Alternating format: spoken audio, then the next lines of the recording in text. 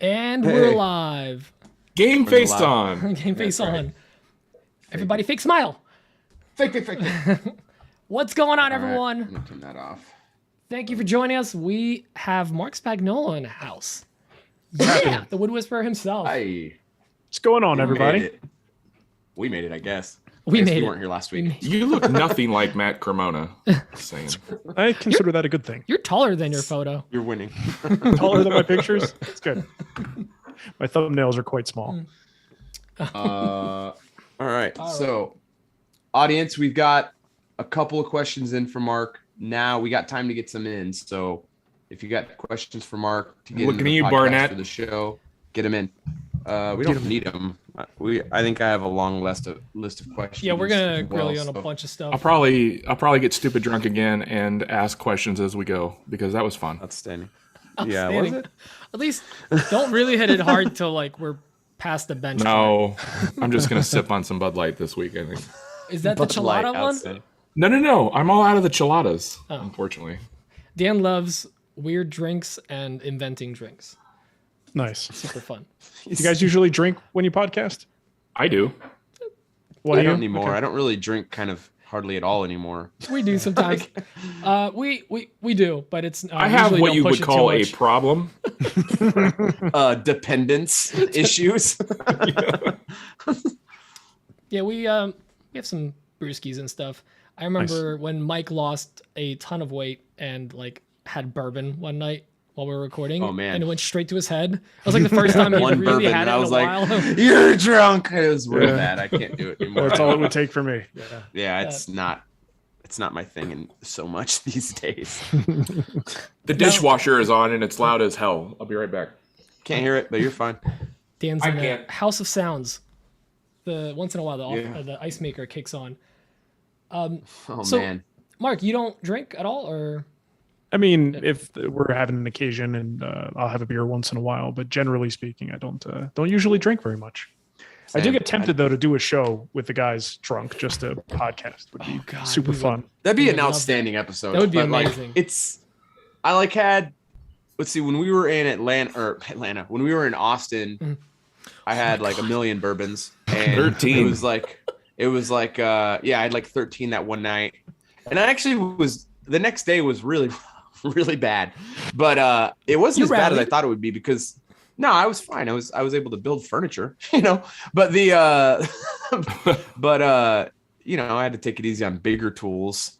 yeah, it until was like 10:30. it was when I interesting like, to yeah, watch 14 woodworkers that all had an open Were tab the night hungover. before.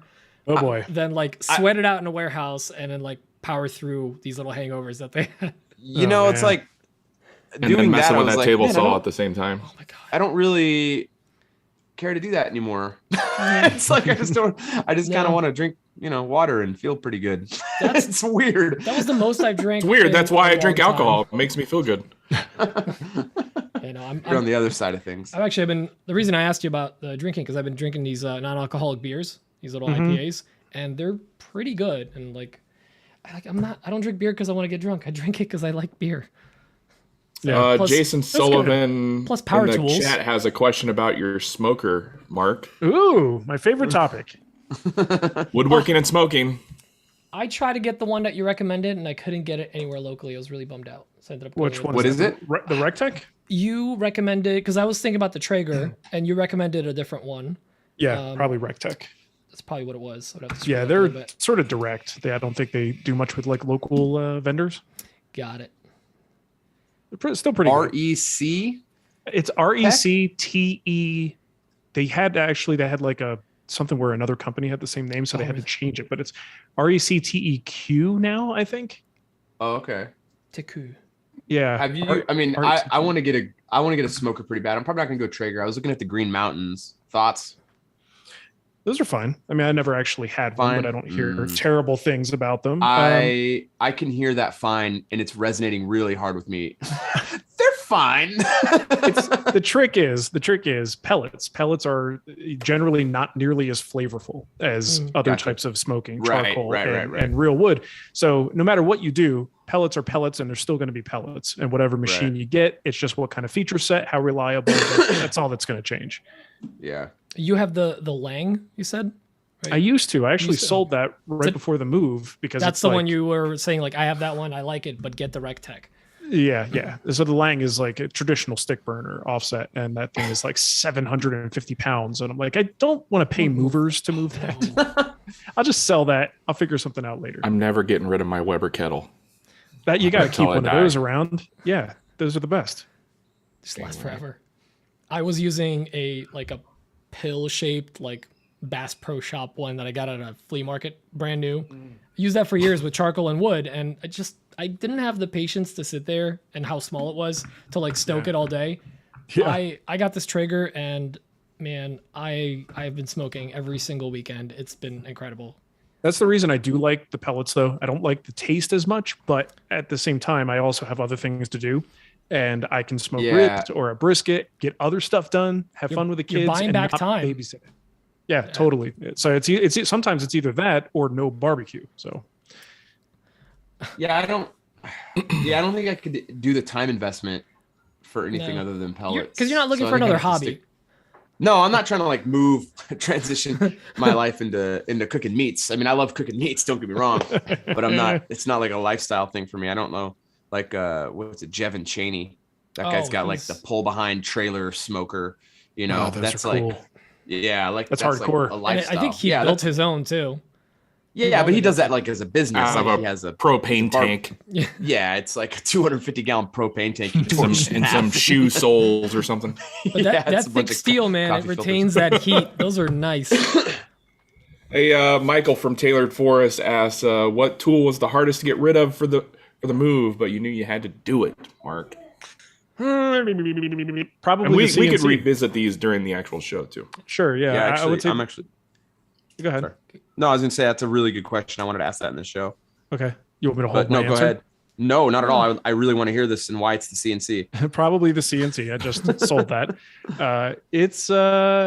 I'm not that big into CNC. It's something I'm building up slowly but surely. I love tactile woodworking. I like being part of the process. So I'm trying to figure out how to incorporate it. And I was comfortable with the machine, but ultimately it's big. It's going to, just like the smoker, it's just going to take up a whole lot of room in a moving truck. And I technically don't use it that much to really justify paying to bring it. So I kind of had mixed feelings about it because I want to do more with CNC. And this also means that out there, I'm going to have to replace it. So it's kind of an opportunity to upgrade and get something that's like a full. Which one did you have, Mark? It was the Powermatic 2x4 unit. It's made by Axiom. It's the same machine as the Axiom one, the 2x4. Yeah. And that makes sense to get rid of that, especially if you're not like all in on that right now. I mean, it's going to like in terms of what I do on a daily basis, it will make zero difference. It was just something I was kind of playing with in the background. And I still have the Shaper Origin if I really have a hankering to play with some automation.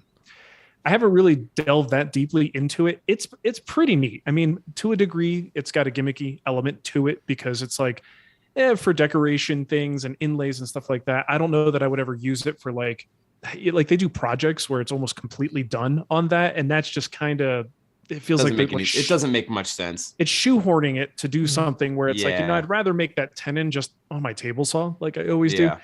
So I think it can be in the right hands. It can be a amazing, formidable tool. But I don't think for everybody it's going to be that. I think for most people, we'd probably see it for embellishments. It's like a augmenting tool. It's it augments the shop. It can. There's a handful of things that I can even think of that you can't do without that.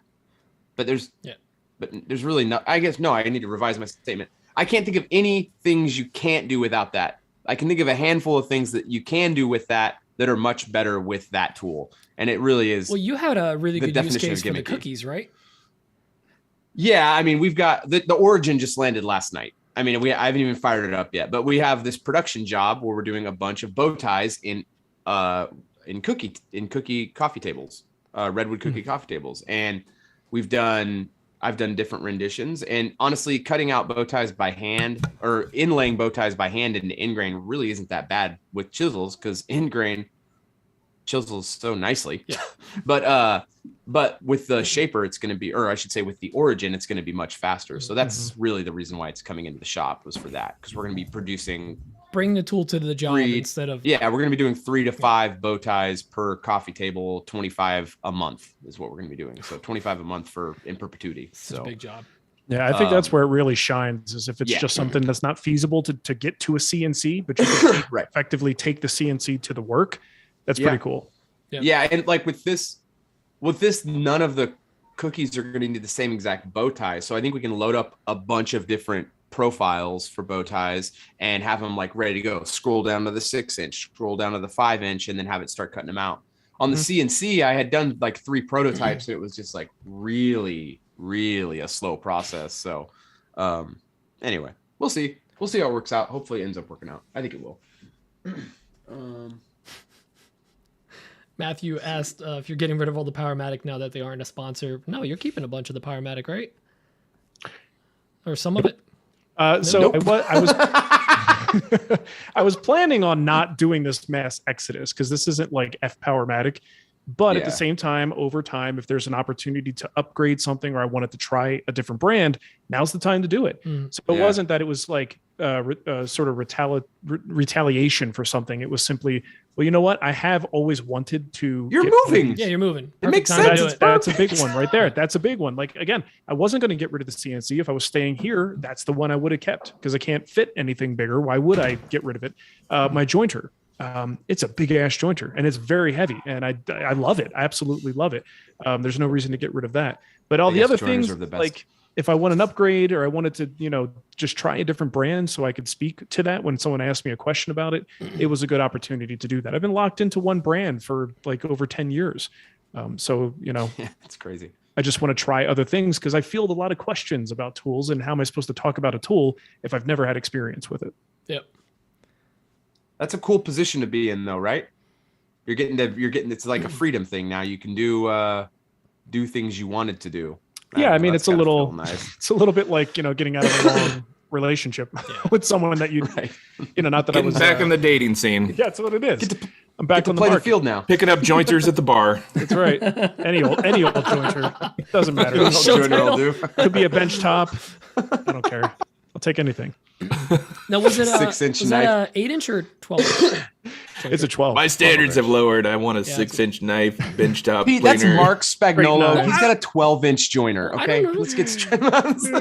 Yeah, it's a big old 12-inch joiner, and it's a thing of beauty. And I don't care that it's Powermatics. I mean, the good thing about working with a sponsor whose tools you really like is that you don't paint yourself into a corner with this stuff if you're always honest about it.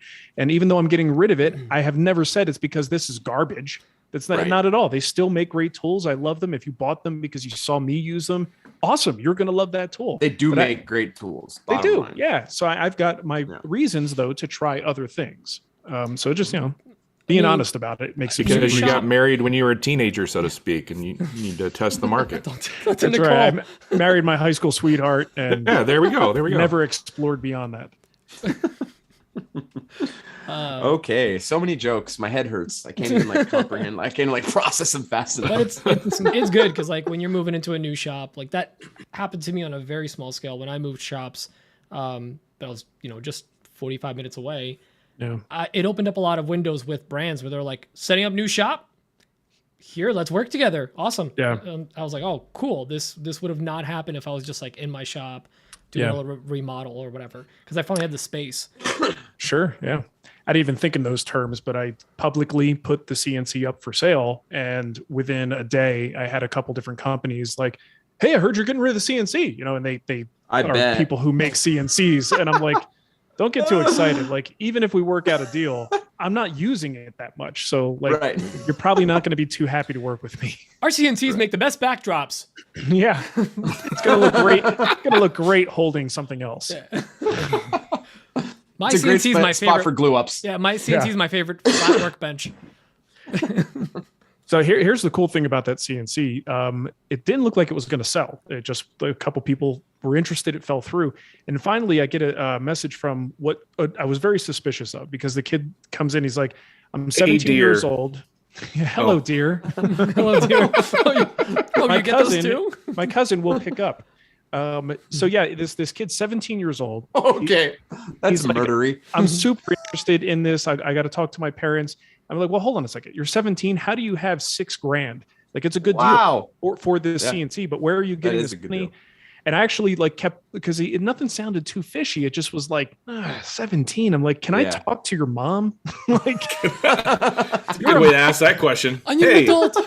Not because of CNC. She just sounds nice. Yeah, she sounds nice. Your mom sounds like, delightful. Eric Curtis over here. I did. I actually talked to his mom, and I'm like, so what's the deal? She's like, well, he's been making cutting boards. He wants to get deeper into things like CNC and laser, and he really wants to meet you. And I'm like, so okay, this sounds great. Have him come by. Cool. Venmo some money, and we'll make it happen. So a 17-year-old kid is getting this CNC to start the little woodworking business. That's awesome. I'll meet you in front of the Target. You bring your pickup truck. Bring buddy. Exactly. I'm just find a neutral. I'm thinking of the T-shirt I can make with Mark's face that says, "Can I talk to your mom?" Speak to your mom, please. I don't trust this at all. That's actually a really cool story. A 17-year-old kid getting that thing, trying to get into this. That's super cool. Isn't it great? You're going to sign it for him? Great. No, we gave him some other like little goofy crap for. Gave him a sticker. Got it. Yeah, got a sticker like everybody. Nothing special.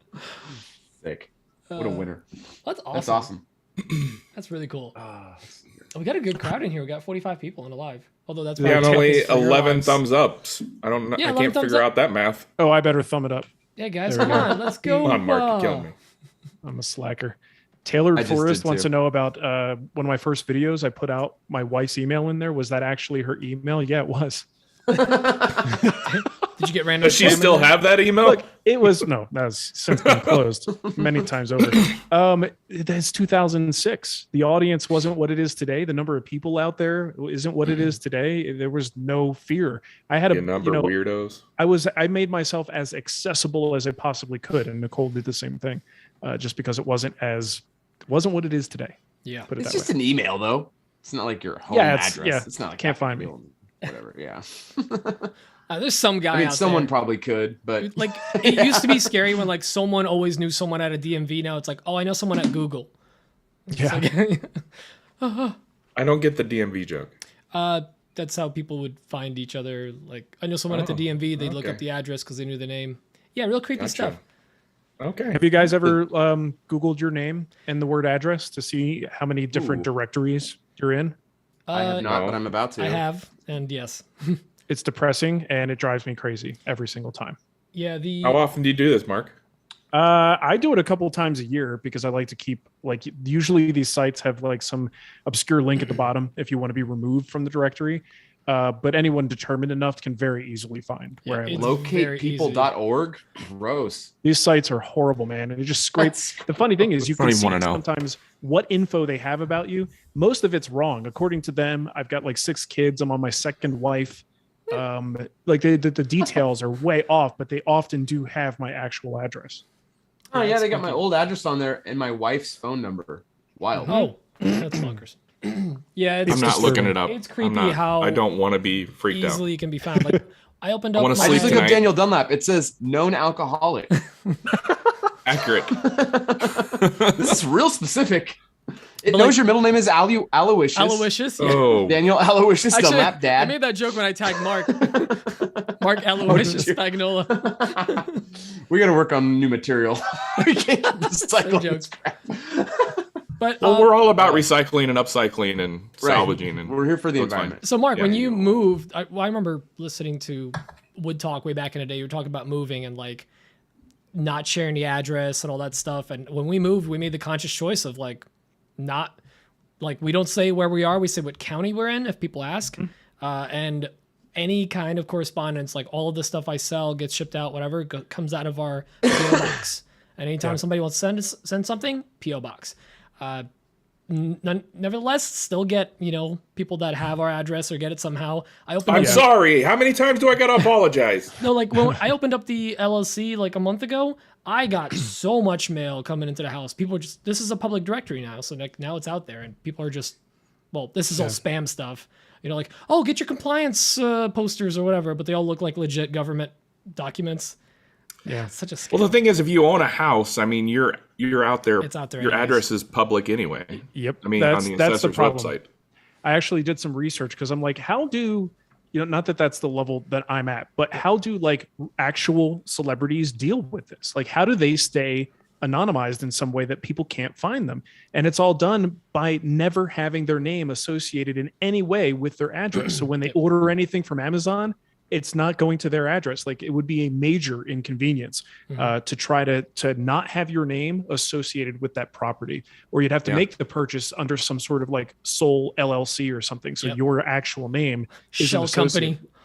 Yeah, pretty much. And you would have to make sure you never order anything to that address with your name on it. And if that's, how do you live like that? That's really difficult to do. Sounds horrible. I'm just really glad I'm not a desirable person to be You're searching. not. Nobody's looking chasing you on down. Yeah, no one cares. Thank God I've never done anything of note. I That'd be a remember nightmare. April talking about how like when she moved to that property she was at, and people like showed up, were like, "Hey, I'm in the area and I know you boy. live here," and she was like, "Cool." Luckily, it wasn't murdery, but like, still, people just. Yeah, I'm know. sure it felt murdery. I mean, Matt Morgan. My first conversation with him was him messaging me after like just commenting randomly on my stuff. He was like, "I know where you live." I was like, "Okay, I'm dying today. Cool. We're friends now." But like, he's like, "Yeah, you're on St. Philip's or whatever." It was because it was across from a school that he used to do AV work for. I was like, "Yeah, cool. Please don't kill me." And now we're friends. It's okay. Oh, how the turntables. Here's a interesting question, Mark, from the audience or from the viewers. Jason Sullivan says, "Do you find there's a big learning curve looking at today's current tools after being married to one brand? Is it like having an old computer?" Kind of weird. I think they're all pretty much the same. It's the Woodworking. same stuff, right? I mean, it's unless you're getting woodworking tools. into automation Right. and things like that, it's all the same. They haven't really changed much. And it's not like Powermatic was, behind the times in terms of general woodworking tech. For sure. They were, they had all the same helical heads and the same tech behind their stuff. Outside of like saw stops technology, there hasn't been a whole lot new in those areas. So yeah, it's all the same, just different color steel. Yeah, especially that color. That is true. Could use an Nick update. Grimm found me on the internet and creepy messaged me. That's true. They're leaning into that color. Yeah, they are. When I saw the 100-year anniversary, though, the black and gold, I was all about that. They did that for the 90th anniversary too, and even when they did it then, I'm like, that should be the color. Make that yellowy thing the accent, right? And go straight up black. Like that would be so awesome. But they saw stop beat him to the punch on that. Imagine like when that company started, they were like out of money. That was the cheapest paint they could get. It's closest to gold, and they went with it. And they had to lean into it. It's what Sherwin-Williams had left over. They had to lean into it for 40 years or 100 years. Well, see, it's worse than that because the original Powermatic was green. Yeah. And they purposely changed it to that color. Oh. They chose that. It had to have been around the 70s or 60s, right? I love my gold Powermatic was table dope. saw, but I do wish it was a different color. Yeah. Yeah, back then that color was hot. It's all the rage. All the carpets were that color. It's like mint now or whatever color's popular. Mint? The green was pretty standard for a lot of the old machines. I think there's like old Olivers that had that same color, and General still green. General still green. Yeah, I think that green was pretty ubiquitous with big heavy duty woodworking tools back in the day. Yeah. And not even like that long ago. Back in the day, like 40 years ago, maybe. Yeah, this was in because I remember looking at planers from like the 90s and they were green still, right? 90s, maybe 80s. Yeah. Probably. That was before my time woodworking wise, but I'm sure they were. Whoa. You did other stuff before woodworking? Yeah, school. My friend, one of my oldest friends, his wife, so she's my friend as well, her stepdad, he's been in woodworking for like 60 years, and I've been in his shop, and he's got a brand new, like really nice CNC. He does a lot of CNC stuff, but he's got old Powermatic and Oliver tools, and they're all green. They work as good as any tool that is out there now. I mean, they don't have helical heads and stuff like that, but they're great tools. So not much changes is the point. I'll bet it could cut a hot dog without any problems. Yeah, right? Trash. Damn, saw stops. You can't even, I just want to cut my Spam. I just want to cut my sausage. Jesus. I used my bandsaw to cut pork roll once. That was a mistake. There you just upset Pete. So you say pork roll. It's okay. I do say pork roll. Well, I mean, I say the correct name for it. It's so. fine. It's fine. I sent you that Lewis Black clip, didn't I? Where he went off on people who call it Taylor ham or whatever. It's Taylor's pork roll ham. Like that's it. It's just this. It's like a weird turf war that nobody really cares. Nobody wins. Like, yeah, there's no winner in that game. There's no winner in that turf war. Yeah, you're all getting high cholesterol for eating it anyway. So yeah. Also, Mark, biggest sham ever, buying the Taylor ham pork roll in a store. Oh, are we getting into this for real? Hang on, because on the packaging it literally says. I'm gonna just black out. All right. Hang on, because this is actually annoying. It literally says guaranteed between 3 to 4 slices, because their machines are so inconsistent with the cuts. They can't even guarantee a steady number. Yeah. It literally says that on the box. Right. Who else can get away with that? Anyways, back to you, Mike. Cable guys. I'll be there between 1 and 7. Oof. Fresh wound, huh, Dan? Yeah. Mark, Dan Linsky says, listening to old episodes of Wood Talk, I get really jealous when you guys would go to shows like Woodworking in America. Is any of that stuff coming back? I don't know. I mean, those shows were not that they were hanging by a thread. I think we were just lucky to have them. And I don't know how financially rewarding they were for the people who put them on. So your fine woodworking show that they had, Pop Woodworking, but thanks to COVID, anything that was even close to being canceled, it was definitely canceled after that. I haven't heard anything. I think they're probably just waiting until people are 100% willing to go into crowded public situations like that. But I don't have any privileged information in that. I don't know for sure, but I haven't heard anything. Such a shame. Mark, are you going to IWF in Atlanta by any chance? No, I don't think so. No. It's just with the move and everything. I got so much crap. Yeah, that's true. You're going to be slammed. I don't want to be at a show. What's your usual go-tos, or at least the last 2 years or so? I think I've seen you at Workbench Con. Yeah, Workbench Con was interesting. I went to one of those. Yeah, I saw you in 2020, I think. It's weird. Things have changed so much in what these conferences are about. Now, something like Workbench Con, I like going because I like hanging out with people like you guys, like people who do what I do. We could be like, yeah, morons is what I'm trying to say. Nobody's. Speaking of which, people who don't even have address information online. Yeah, can you believe it? They're not in any directories. I don't know who they are. So the shows like that it's like I like going to shows because I like to talk to woodworkers. And if in the past I would go to IWF or AWFS and I would get to meet woodworkers and we talk about woodworking. And when you go to Workbench Con, everybody wants to know how many subs you have and what your tactics are. And they're all trying to do what I do in terms of the entertainment side of this or the content side of this. So I like hanging out with the people who I consider friends in this industry, but it's more a topic that I'm not that enthused to discuss. I'd really rather talk about woodworking. So for me, IWF in Atlanta, then they alternate every year with AWFS. Those were two that I go to. And those are big tool shows. It's hit or miss whether it's interesting to anyone else because it's a lot of big tools and a random smattering of people. But I think if you're looking to go hang out with this crowd that's developed around the content online, that's 100% bullseye for Workbench Con. Yep. 100%. Any other ones you've gone to that you enjoy? Well, in the past, like the ones he was, was it Dan that asked the question? Woodworking in America was great. Fine Woodworking. What the hell was the name of their event? They had one too that was a little bit like that. The woodworking shows, but I think that was a smaller one. Yeah, the woodworking shows is the traveling one that goes to different locations around the country. And that has always been, just depends on who's running it. But in recent years, I think they've done really well with it. But that's kind of like a short thing. You're not going to spend more than a couple hours there. But yeah, I mean, outside of that, there's really not that much. I'm going to IWF and I am very excited to get to a conference where I can talk to woodworkers about woodworking. Right? The Workbench Con is kind of, like content. I like doing content. I enjoy it. It's not my primary focus like some people it is, but I really just want to go there and see the new tools coming out. I want to see some things I can invest in this next year, but I really want to just talk about woodworking with people, and that I'm really looking forward to a lot. So I was hoping you were going. More of that. It makes sense that you're not. Not this year. Well, and the funny thing was I got an invite to a special room or something that they're doing for content makers to meet fans and things like that. And I'm like, God, it sounds like this room should have the name Workbench Con out in front of it. Like, it sounds like they're trying to create that there. I think they are history show. I'm going to one of those as well. Okay, it sounds like that's what they're trying to make it into. It's fine. Which is fine for one night or whatever. If the whole event isn't that's totally fine. Sure, yeah. But I really just want to go to a trade show, talk about woodworking with woodworkers. See some That's cool really what I want tools. to talk about. Yeah, I want to see some cool new tools. I want to see what's coming down the pipe. So Yeah. I got to make some investments this year in the shop, and I'd Probably love to find go if things we I'm didn't have invested other travel plans. Yeah.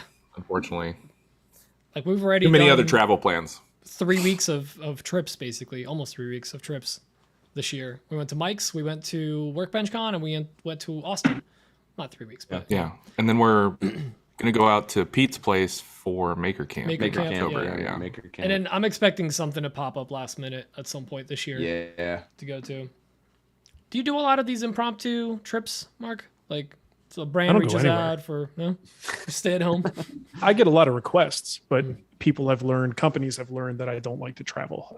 Yeah. Just in general, especially now. The last place I want to be is in an airport or on an airplane. Yeah. right. Typically, if I could drive there, if it's within driving distance, that's a little bit easier to get me to a thing. Outside of that, I like one of the reasons why I left my career in science is because I didn't want to have to go places all the time and to do things for travel or for work. Working in my shop meant that, like, well, this is so cool. I could do what I love and not have to leave home. I'm kind of a homebody. And then I wound up in this weird career that now wants me to travel again. And I'm like, but that's not why I did this. Like, this is totally not what I wanted to do. So yeah, I just, You make it high enough in any job, I feel like you're being sent around.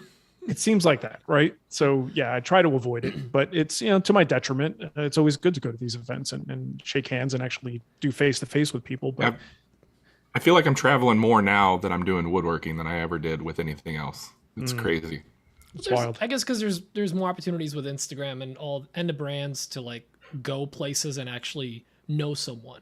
So I guess that's the enticing part. It's funny you're talking about like driving distance, but when we were going to Workbench Con in Atlanta, me and Emma drove down. Like we drove it because we have some family in South Carolina, Asheville. So we're like, let's drive down. It wasn't that bad, but yeah. Plus, I got to take all these guys' goodie bags and mail it to them, so they didn't have to fly Yes. with clamps and random things. I mean, for me, like woodworking is a newer part of my life. And I got into woodworking, and then a couple years later, COVID hit, and then we're locked in for 2 years, and I couldn't go. I've never done any of these kind of events, and man, I love them. I love being able, like I said, going out and talking with people about woodworking and what's going on in the woodworking world. I really, really do enjoy it a lot. So I'm kind of the opposite, Mark. I actually really do enjoy the traveling side of it, but I have to like rein it in for sure because I got to run a business. Like I got stuff to do. Like there's things that got to get done, and like I can't be gone all the time, and it's just not easy. It's just a lot of work being gone all the time. So. Man, there's a ton of questions in the chat. That's actually Yeah, he's got a really good one. Elevated Wood. Let me get Elevated Woodworks. IWF in Atlanta is at the is the third week in August. I think it starts the 21st or 22nd. Matthew Laderos says, Mark, what's it like to be on an inferior podcast with a bunch of goofballs? I think he's talking about ours, not yours. So don't worry. Yeah, someone said say, Matt and Shannon are. He needs to clarify what he means by that, because that could go either way. Someone else said Matt and Shannon won't appreciate that comment. I believe he's insulting us. Don't worry, Yeah. everyone. It's good to get a benchmark. Like, oh, this is the bottom. Okay, so this is what we don't want to do. This is the bottom one, right? we gotta go from there. It can only go up from here. The best podcasts are always with a couple of goofballs. So I'm good with that. That's why I'm here. Yeah. Mark, do you still consume much woodworking content? If so, who are you into nowadays? No. Yeah. Would be the answer. It's a really weird thing. I started the whole Wood Whisperer thing because the content I consumed at the time was drying up. The stuff I would watch on TV, the PBS shows were going away. And I started my thing because I wanted to kind of replace that or offer that for new woodworkers who would be able to seek it out. And it was weird because it took a while for a bunch of other people to start doing this. And by the time it got to the point where there was enough content out there for people to really enjoy, I was too close to how the sausage is made. And I got a lot less interested in watching people just because they came out with a new video.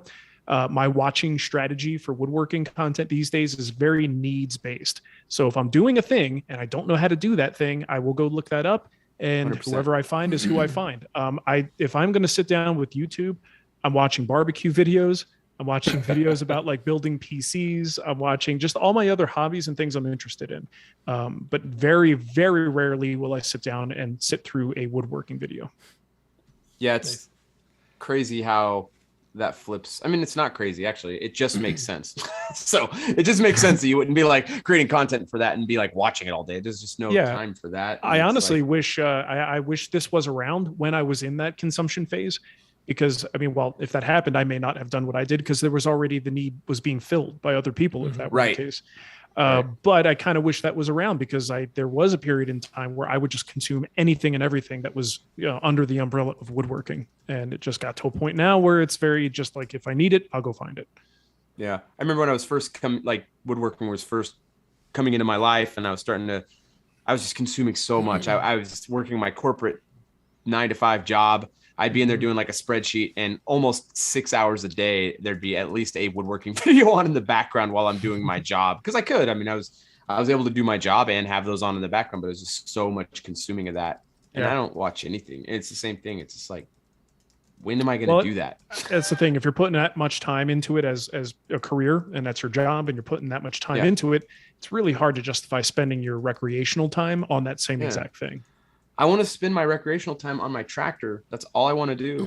I just want to be on my tractor, like knocking down things and fixing stuff. I don't know. I mean, it's the same thing with Instagram too. Like the more time you spend on a platform for work, content? The less you're going to consume it because you're like, all right, I need a break from this. That's why I'm on TikTok watching dancing videos. Yeah. I've had enough woodworking.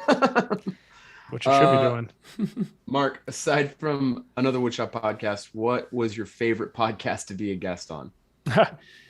I like being on podcasts where the people have a good, like they have good chemistry. People can hold a conversation. It gives you that feel like you're just sitting around. Like people are just sitting around at a bar, having some beers, like that kind of flow at a very natural conversation. And that doesn't happen very often. It's actually very rare. At my end of the bargain, I'm going to go get another beer. Go get it, man. Get on it.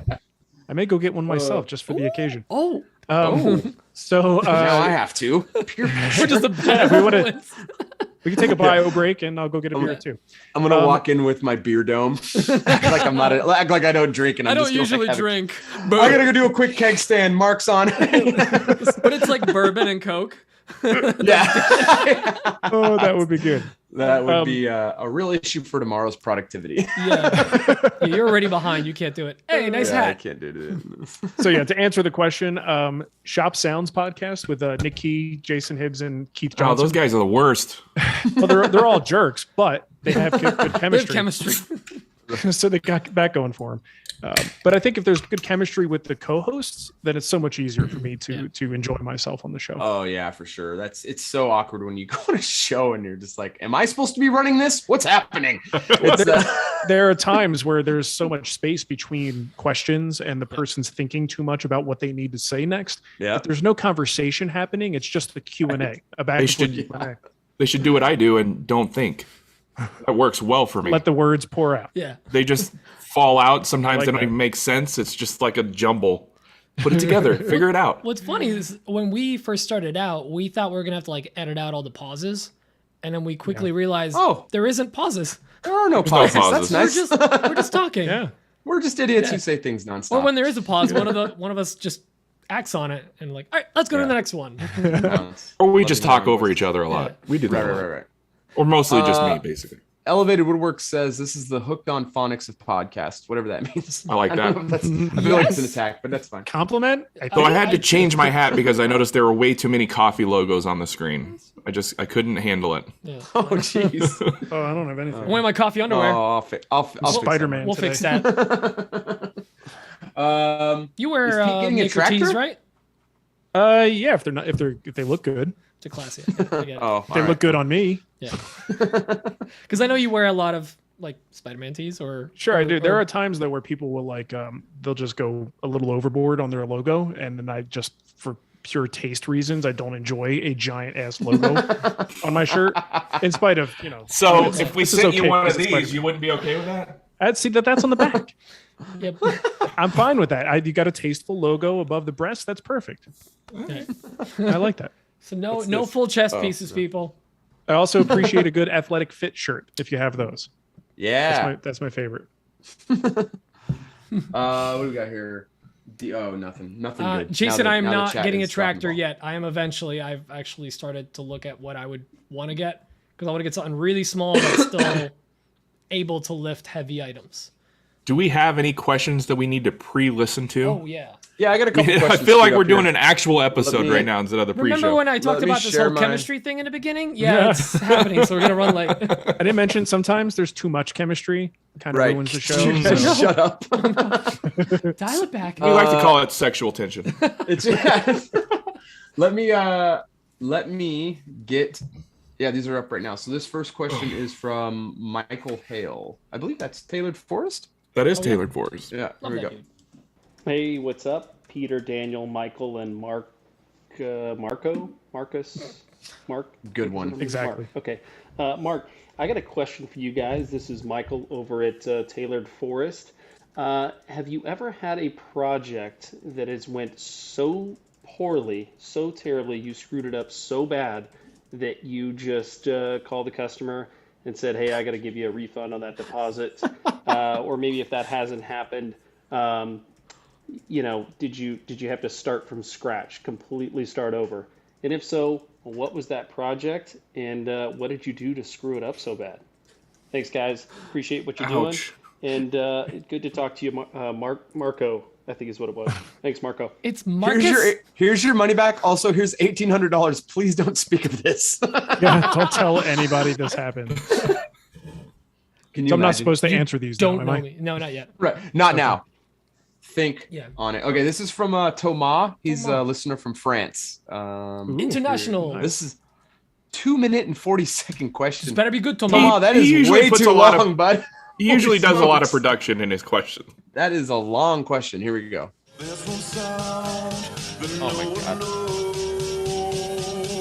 What does the fox say? French. What does the French Hey say? guys, it's Thomas from France, and I have a few questions for you and Mark. Don't worry, they are really short. First, did you ever find the last green basket for the craft cart that was lost in the video? Then, did your daughter find the note you left her in the jewelry box? Also, it's one of my favorite video you ever made, and I really want to make my daughters the same boxes as you did. Next, I'm going to restore two transitional Stanley Bailey hand planes to use as my main hand planes. I have a 22 and a 28, and originally the soles were made out of beech, but I want them to be a bit more funky with like zebra wood for example, but they have to be still usable.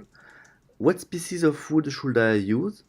And yes, I know it's not especially for Mark, but it's a question for Mark, but I really want to restore those hand planes soon. And finally, does it ever whispers back? The wood, I mean. Thank you. Does it Bye. whisper back? It's great. Good. I had to think as I listened to that one. Yeah, it's You gotta close have your to eyes listen and- hard. Yeah. Well, it's almost if you think too hard, that's where I start to not understand the accent. But then if I kind of let my brain relax a little bit, then it Yeah. works just Yeah. better It's that way. like turning the music down in a 1,000-yard car stare. so you can see better when you're following directions. Exactly. It's good. He's one of our favorite new call-inners. Colliners? Coloners. That's Sure. it. Yep. Callers. Callers.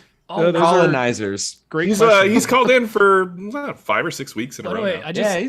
I just looked up the Stanley 22 and 28. They're both wood base hand. Yeah, planes. because they had a beach. They had Yeah. beach, so he wants to That's change a- it out to that's an zebra ambitious wood. So project. it's a wood bodied plane. Because I was going to ask Wood-bodied the same plane, yeah. question. Okay. Yeah. So like, You know what? I'm going to go get a beer now after that Yeah. question. I'm gonna translating. I'm gonna go figure something out that's tasty too. I'll be right back. All right, I'm gonna leave Dan alone because he panics. Oh, great. Hi. What's up? Hi, guys. They all really left. Oh, Pete didn't leave. You lie.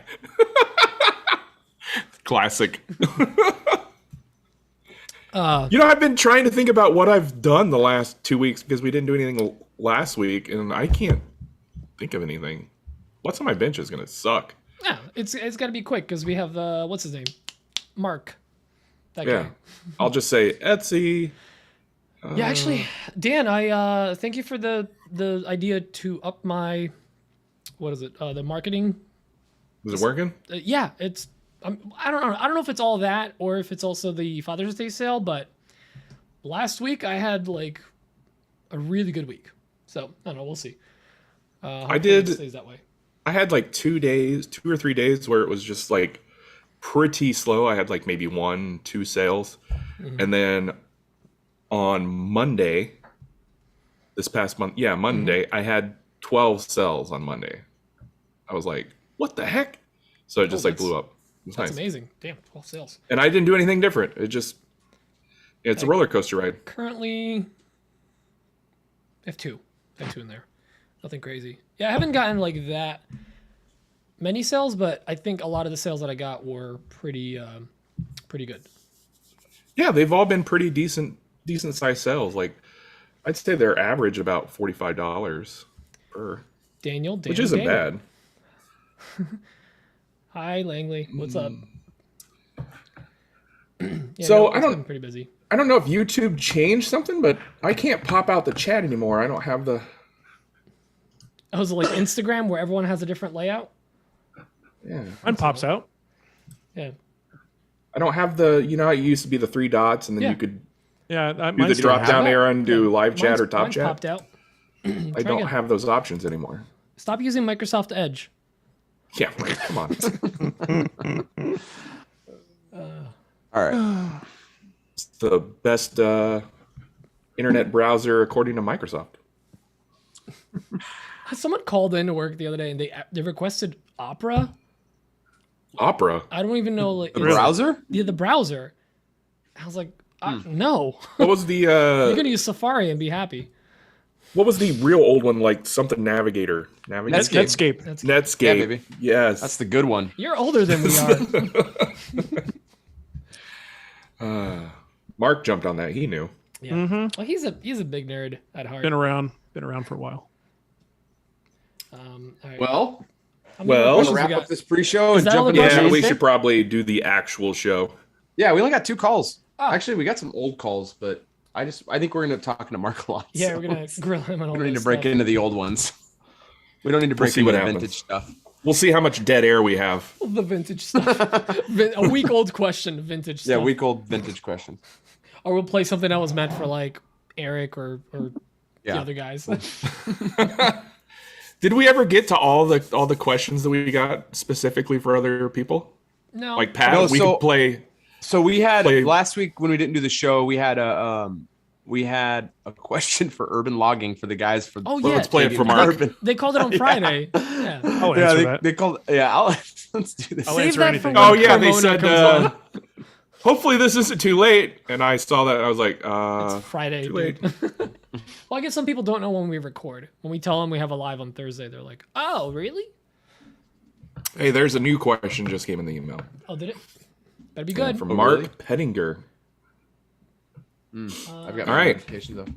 Let me us bring that do in the real quick. actual show. Let me bring that one in. Let's listen to it real quick. All right, If you don't fine. mind. I guess it's fine. Better be good. That didn't work. What the heck? Oh, see, There we go. Errol, how do you pronounce that last name? Wants to know what my gym regimen looks like. West. Yes. These days, Care- it's very unexciting. I hurt my arm, and Yeah. because I'm dumb.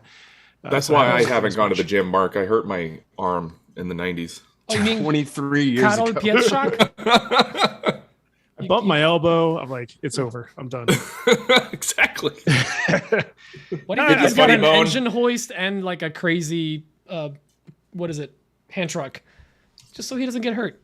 Yeah, you gotta This- be smart about this stuff. Yeah, he lifts with accessories. Yeah, right. He lives smartly. Actually, that engine lift hoist thing, that thing was sick. When you're taking apart the Oneida dust The collector. material lift. Yeah, that thing is going to be such a back saver. It's ridiculous. My buddy Ty has one, and they're not cheap. Like, well, they're not that expensive, but they're not cheap. Like, they're I saw In one turn- on Marketplace. Yeah. And I messaged them immediately. I was like, hey, I want to buy this. I'll come down right now. It was Yeah. sold 5 minutes ago. I'm like, Oh. jeez. Yeah, in terms of like material moving equipment, because doesn't have a motor on it or anything, it's not that expensive in that world. But in the world Right. of like small shop woodworker buying a thing, you're like, it costs that much just to lift shit. Yeah. Like that's Yeah. expensive. Yeah. Yeah, but it's worth And it. it's worth it for sure. You just got to get past that initial like buyer's thought or buyer remorse. But Is that it's like those kind of things help so much. is that like something a I manual can pick up forklift. at Harbor Freight? They probably sell like an engine hoist version, but not. I don't think that because Yeah, that you had can like a get, like, full the- chain lift, right? The material lift is basically cable cranks Crank. and like a Cable. winch as Yeah. you're so you're spinning this thing 1,000 times and it's going super slow.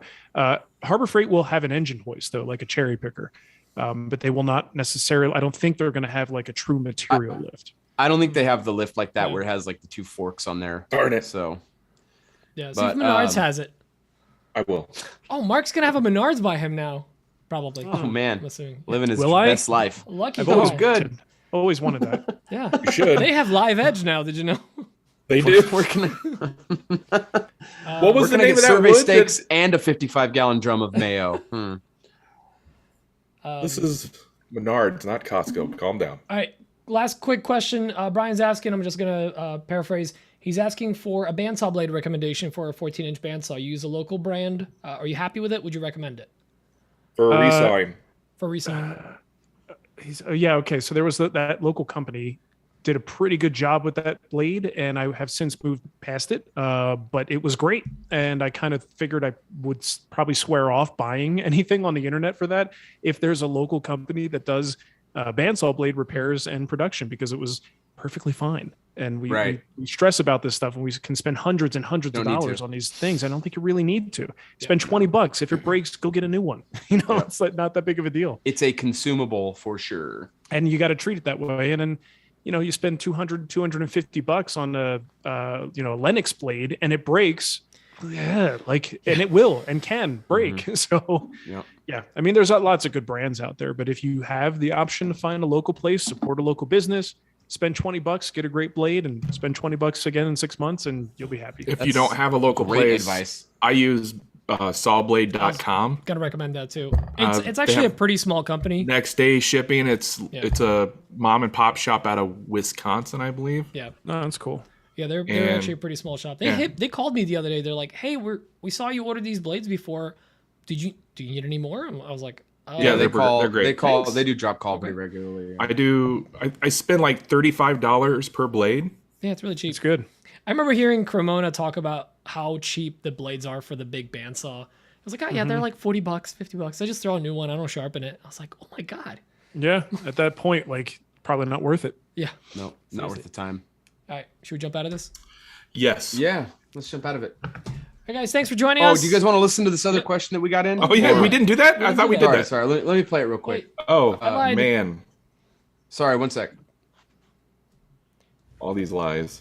Hey, this is Mark from Route 76 Woodworks. I have a question for Mark and about his impending move, and mostly Impending just doom? about the machinery and the setup of his new shop. Now that you're kind of starting fresh again, I just wonder if you're going to be taking all your machinery with you, what you might leave behind because you don't use. I've heard you talk about your lathe and maybe how you only use it once a year. So I was just kind of wondering, with the Powermatic sponsorship ending, if there's any paradigm shift as far as your shop goes and what you want to do, and how you may set it up differently from what it was set up in Colorado. Thanks.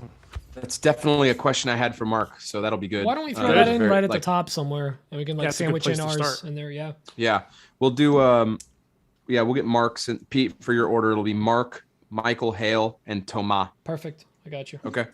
For show notes. Yep. Let's get out of here though. All right, guys. Thank you for joining us. We'll see you all next week. Love you all. Thank you, guys. Bye bye. Thanks, everybody. Bye. Take it easy. Bye bye. Bye. Bye. Bye. Bye.